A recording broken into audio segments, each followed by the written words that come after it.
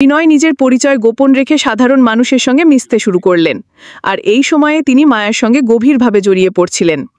কয়েকদিন পর মায়া হঠাৎ অসুস্থ বোধ করল।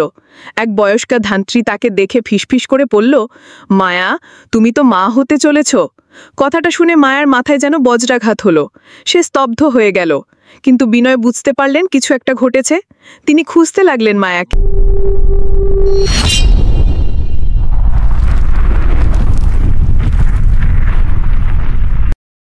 এক সময়ের কথা, সোনার রাজ্য নামে পরিচিত এক সমৃদ্ধ দেশ ছিল। রাজ্যটি এত সুন্দর ছিল যে সকালের সূর্যের আলো সোনালি আভা ছড়িয়ে দিত। নদীর জলে প্রতিফলিত হয়ে মনে হতো যেন পুরো রাজ্য ঝকমক করছে। প্রজারা সুখী, জমি উর্বর, ফসল ভরপুর, আর চারিদিক ছিল আনন্দময়। এই রাজ্যের যুবরাজ ছিলেন বিনয়। রাজপুত্র বিনয় শুধু রাজ্যের উত্তরাধিকারী নন, তিনি ছিলেন সত্যিকারের নায়ক। তার শরীরের গড়ন ছিল সুঠাম, চোখে ছিল আত্মবিশ্বাসের ঝিলিক। তিনি ছোট থেকেই অস্ত্রচর্চা, বিদ্যা আর ন্যায়নীতির পাঠ নিয়েছিলেন। প্রজারা তাকে শুধু রাজপুত্র হিসেবে নয়, এক অভিভাবক হিসেবেও দেখত। বিনয়ের জীবনের সবচেয়ে বড় গুণ ছিল তার দয়ালু হৃদয়। তিনি বিশ্বাস করতেন, রাজা মানে প্রজাদের সেবক, শাসক নয়। তাই তিনি প্রজাদের সুখ দুঃখে পাশে দাঁড়াতেন, আর রাজপ্রাসাদের বিলাসিতার চেয়ে গ্রামগঞ্জের সমস্যার সমাধান করতে বেশি পছন্দ করতেন। রাজ্য থেকে কিছুটা দূরে এক গ্রামে বাস করত এক তরুণী, মায়া। মায়া ছিল সুন্দরী, তবে তার সৌন্দর্যের সঙ্গে ছিল এক ধরনের দুষ্টুমি আর চালাকের মিশ্রণ। ছোটবেলা থেকেই সে বুদ্ধিমান ছিল, কিন্তু এই বুদ্ধি প্রায়ই সে অন্যদের ঠকাতে ব্যবহার করত। বাজারে কোনো জিনিস কেনার সময় দরদাম করতে গিয়ে সে এমনভাবে কথা বলতো যে দোকানদাররা অনেক সময় ক্ষতিগ্রস্ত হতো। গ্রামের লোকেরা বলতো, মায়ার সঙ্গে বেশি কথা বলো না, সে তোমাকে ফাঁদে ফেলবে। তবুও মানুষ তার রূপ আর হাসি এড়াতে পারত না। তার ঠোঁটে সবসময় একরকম দুষ্টু হাসি লেগে থাকত, যেন মুহূর্তেই কোনো ফু দিয়ে আটছে। যদিও মায়া খারাপ মনের মানুষ ছিল না, তবে তার চালাকি আর ঠকবাজির কারণে অনেকেই তাকে সন্দেহের চোখে দেখত। একদিন রাজপুত্র বিনয় ছদ্মবেশে রাজপ্রাসাদ থেকে বেরিয়ে এলেন। তিনি মাঝে মাঝে এমন করতেন, কারণ তিনি চাইতেন প্রজাদের প্রকৃত জীবন নিজের চোখে দেখতে। রাজকীয় পোশাক বদলে তিনি সাধারণ গ্রামবাসীর মতো কাপড় পরে বাজারে বের হলেন। সেই দিনকেই ছিল মায়ার জীবনের সবচেয়ে বড় মন নেওয়ার সূচনা। বাজারে ভিড় জমেছে। কেউ শাকসবজি কিনছে, কেউ কাপড় বেচছে, আবার কোথাও বা বাদ্যযন্ত্র বাজছে। রহস্যময় সেই বাজারে নানা ধরনের জিনিসপত্র আসে দূর দূরান্ত থেকে। জাদুকরি আয়না, অচেনা রত্ন, অদ্ভুত বই। লোকেরা বলে বাজারটিতে নাকি লুকানো রহস্য আছে, আর এখানে প্রায়ই ভাগ্যের খেলা ঘটে। মায়া সেখানে এসে এক দোকানদারের সঙ্গে তর্ক করছিল। এই কাপড়ের দাম এত বেশি কেন? তুমি তো আমাকে ঠকাতে চাইছো। দোকানদার রেগে গিয়ে বলল, আমাকে ঠকানোর চেষ্টা করিস না মায়া, তোর চালাকি সবাই জানে। তখনই বিনয় পাশে দাঁড়িয়ে দৃশ্যটা দেখছিলেন। তিনি ভেবেছিলেন গ্রামবাসীর মতো সাধারণ একটি মেয়ের কাণ্ড কারখানা দেখবেন, কিন্তু বিস্মিত হলেন মায়ার তীক্ষ্ণ বুদ্ধি দেখে।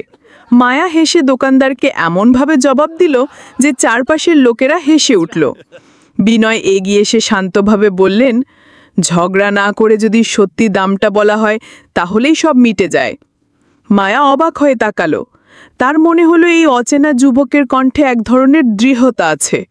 সে ভেবেছিল এও হয়তো তাকে তুচ্ছ করবে, কিন্তু লোকটা বরং শান্তভাবে সত্যিকারের সমাধান খুঁজছে। মায়ার চোখে দুষ্টুমি ভরল। সে বিনয়কে চিনতে পারল না, বরং ভাবল, এই লোকটাকেই একটু পরীক্ষা করা যাক। সে বলল, আচ্ছা, তুমি কি সত্যি এত সৎ? যদি এত ন্যায়পরায়ণ হও, তাহলে তুমি নিজেই আমার জন্য এই কাপড় কিনে দাও না কেন? চারপাশের মানুষ হেসে উঠল। বিনয় একটুও দেরি করলেন না। তিনি নিজের পকেট থেকে টাকা দিয়ে কাপড় কিনলেন এবং মায়ার হাতে দিলেন। তুমি চাইছো তাই দিলাম, তবে মনে রেখো, সততা মানে নিজের ইচ্ছা দিয়ে অন্যকে সাহায্য করা। মায়া হতভম্ব। সে ভেবেছিল এই লোক অস্বীকার করবে বা লজ্জায় পড়বে, কিন্তু তার চোখে কোনো ভয় নেই, বরং ছিল এক অদ্ভুত দৃঢ়তা। সেদিন থেকেই মায়া বুঝল এই লোক সাধারণ কেউ নয়, পরদিন সে আবার বাজারে এলো এবং ইচ্ছে করেই বিনয়কে খুঁজে বের করলো। প্রথমে তাদের কথাবার্তা ছিল দুষ্টুমি আর হাসি ঠাট্টা, পরে ধীরে ধীরে এক ধরনের বন্ধুত্বে পরিণত হলো। একদিন মায়া হঠাৎ বলল, শোনো, তুমি তো অনেক ভালো মানুষ, কিন্তু যদি জানতে পারো আমি মাঝে মাঝে লোকদের ঠকাই, তবে কি তুমি আমার সঙ্গে কথা বলবে? বিনয় হেসে বললেন, মানুষের ভুল থাকতেই পারে, কিন্তু প্রশ্ন হলো সেই ভুলকে তুমি শক্তি বানাবে নাকি দুর্বলতা। মায়ার বুক কেঁপে উঠল। এরকম কথা সে কোনোদিন শোনেনি। এদিকে সোনার রাজ্যে এক অদ্ভুত অস্থিরতা শুরু হলো। সীমান্তে দস্যুদের আক্রমণ বাড়তে লাগলো। রাজপ্রাসাদে গোপন বৈঠক হচ্ছিল। রাজেশ উদ্বিগ্ন ছিলেন। বিনয় নিজের পরিচয় গোপন রেখে সাধারণ মানুষের সঙ্গে মিশতে শুরু করলেন, আর এই সময়ে তিনি মায়ার সঙ্গে গভীরভাবে জড়িয়ে পড়ছিলেন। কয়েকদিন পর মায়া হঠাৎ অসুস্থ বোধ করল। এক বয়স্কা ধাত্রী তাকে দেখে ফিসফিস করে বলল, মায়া, তুমি তো মা হতে চলেছ। কথাটা শুনে মায়ার মাথায় যেন বজ্রাঘাত হলো। সে স্তব্ধ হয়ে গেল। কিন্তু বিনয় বুঝতে পারলেন কিছু একটা ঘটেছে। তিনি খুঁজতে লাগলেন মায়াকে। এক বিকেলে নদীর পাড়ে মায়াকে দেখতে পেলেন। সে একেবারে চুপচাপ বসেছিল, চোখে অশ্রু। বিনয় ধীরে ধীরে তার পাশে বসলেন এবং হাত দিয়ে তার হাত ধরলেন। মায়া শেষ পর্যন্ত সব খুলে বলল। সে জানালো সে মা হতে চলেছে, আর তার ভয় ছিল বিনয়টাকে ত্যাগ করবে। বিনয় হেসে বললেন, মায়া, তুমি আমার পাশে থাকছো, এটাই আমার জন্য যথেষ্ট। তুমি কোনো কিছু একা সামলাতে হবে না। মায়ার চোখে অশ্রু এসে গেল, কিন্তু এবার তা আনন্দের। সে বুঝল তার সকল ভয় অমূলক। কয়েকদিন পর গ্রামের মানুষ জানতে পারল মায়ার গোপন সত্য। প্রথমে কিছু লোক নিন্দা করতে শুরু করলো। তারা বলল, এই মেয়েটি ঠকবাজ, আর এখন রাজপুত্রকে অন্তর্ভুক্ত করেছে। কিন্তু বিনয় ধীরে ধীরে সবকে বোঝালেন। তিনি বললেন, মায়া শুধু আমার ভালোবাসার প্রতিফলন নয়, সে নিজের ভুল বুঝে পরিবর্তন করতে সক্ষম। আমাদেরকে সহানুভূতি দেখানো উচিত। মায়ার ভেতর এক আশ্চর্য পরিবর্তন শুরু হলো। তার ঠকবাজি, অহংকার আর স্বার্থপরতা দূর হয়ে যেতে লাগলো। সে সত্যিই ভালো মানুষ হয়ে উঠল। গ্রামের মানুষও তাকে অন্যভাবে দেখতে শুরু করলো।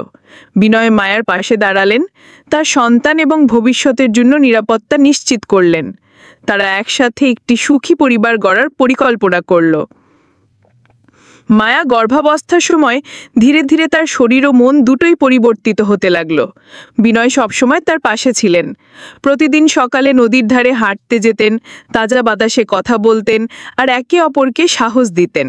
মায়ার মনে হচ্ছিল এমন ভালোবাসা আগে কখনো অনুভব হয়নি।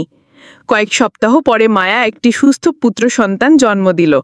বিনয় তার কোল ধরে বললেন, এই আমাদের নতুন জীবন, এই শিশুই আমাদের ভালোবাসার প্রতিফলন। সময় কেটে যেতে লাগলো।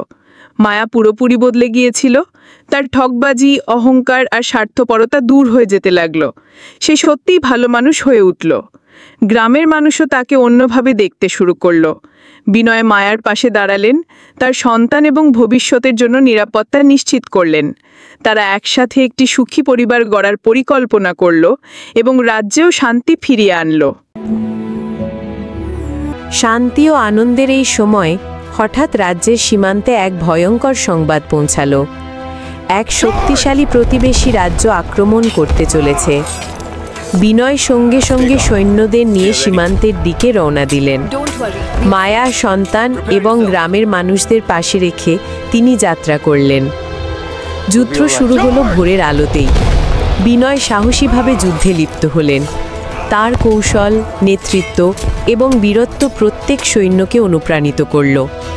কিন্তু যুদ্ধের মাঝে এক ভয়াবহ বিস্ফোরণ ঘটল। বিনয় হঠাৎ চোখের সামনে অদৃশ্য হয়ে গেলেন। সৈন্যরা চিৎকার করতে লাগলো, কিন্তু তিনি কোথায় কেউ জানত না। রাজ্যে এই খবর পৌঁছলে মায়ার মন অচেনা আতঙ্কে ভরে গেল।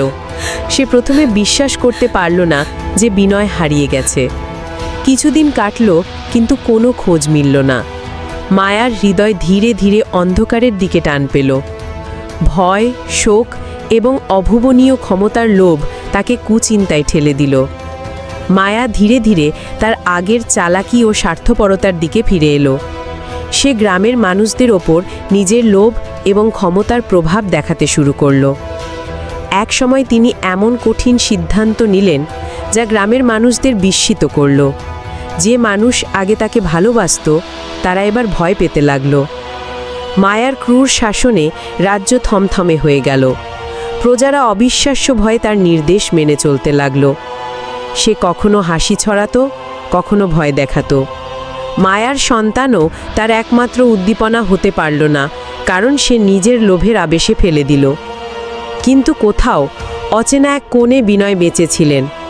তার স্মৃতি, কৌশল এবং অভিজ্ঞতা তাকে জীবিত রেখেছিল। বিনয় বুঝলেন শুধুমাত্র সরাসরি যুদ্ধ নয়, সে মায়াকে বাঁচাতে এবং রাজ্যকে উদ্ধার করতে নতুন কৌশল দরকার। এক রাত মায়া তার প্রাসাদে একাকী বসেছিল। হঠাৎ বাইরে এক রহস্যময় ছায়া দেখা দিল। বিনয় গোপনে ফিরে এসেছে, কিন্তু তার উপস্থিতি মায়া জানে না। সে সমস্ত পরিকল্পনা করতে শুরু করল, মায়ার আত্মা, রাজ্যের মানুষ এবং নিজের সন্তানকে উদ্ধার করার। পরবর্তী কয়েকদিনে বিনয় ধীরে ধীরে মায়ার বিশ্বাস জয় করলেন। সে প্রথমে বুঝতে পারল না, কিন্তু বিনয়ের নিষ্পাপ ভালোবাসা তাকে আবার আলোর দিকে টেনে আনল। মায়ার চোখে অশ্রু, তবে এবার তা অনুশোচনার ও পরিবর্তনের অশ্রু। সে বুঝল ক্ষমতা এবং লোভ সবসময় সুখ আনে না। শেষ মুহূর্তে মায়া এবং বিনয় একসাথে সমস্ত চক্রান্ত এবং বিপদকে মোকাবিলা করল। রাজ্য ফিরে পেল শান্তি, প্রজারা আবার আনন্দে ভরে উঠল। মায়া পূর্ণ অনুশোচনার সঙ্গে নিজের লোভ ও ক্রূরতার প্রতি বিদায় জানালো।